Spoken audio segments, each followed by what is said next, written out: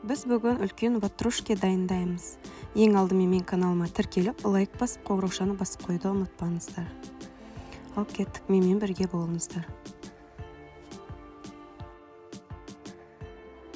Ең бірінші жылы сүтімізге 2 шай қасық қантымызды салып, 1 шай қасық ашытқымызды салып, 5 минутқа қойып қоямыз.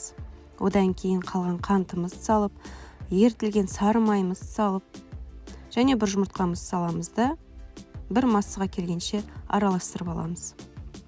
Одан кейін үстіне ұнымызды електен өткізе отырып салып, былғап, қамыр елейміз.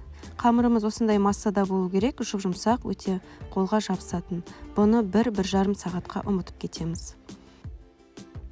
Сол аралықта салмамызды дайындаймыз. Ол үшін творогымыздың үстіне қант ұнтағын, қаймағымызды және 1 жұмыртқамызды салып, 1 массаға енгенше араластырамыз. Мінекей, менде осындай масса шықты. Енді 1,5-1 сағат тұрған қамырымызды алып, ұн сеуіп жіберіп, дөңгелек етіп жайып шығамыз.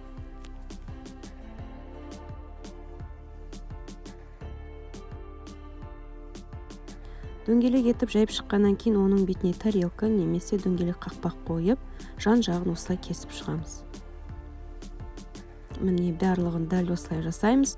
Енді біз жан-жағындағы кесіп шыққан жерімізді өріп шығуымыз керек. Мен сіздерге әдейі жайлап көрсетсем.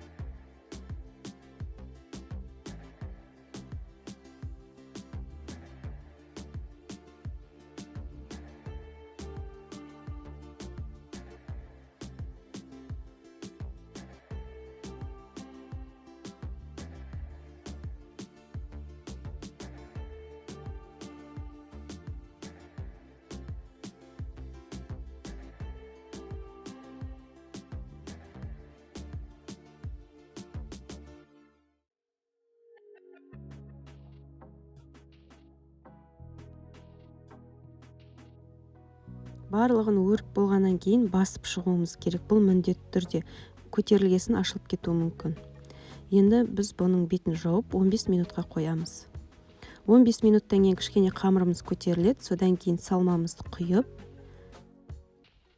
жан-жағына жұмыртқаның сарысын жағып, 180 градуста қызып тұрған духовкамызге 40-50 минутта пісіріп аламыз.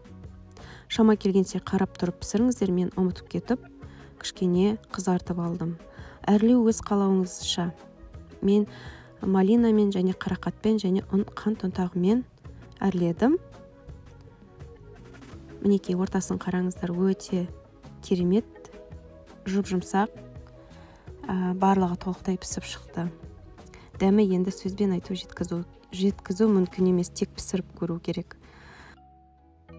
Видеоны толықтай көрген болсаңыздар, лайк басып, комментарий қалдыруды ұмытпаңыздар. Мен сіздердің әрбір комментарийіңізге жауап беремін. Астарыңыз дәмді болсын. Сіздермен болған Ақмарал.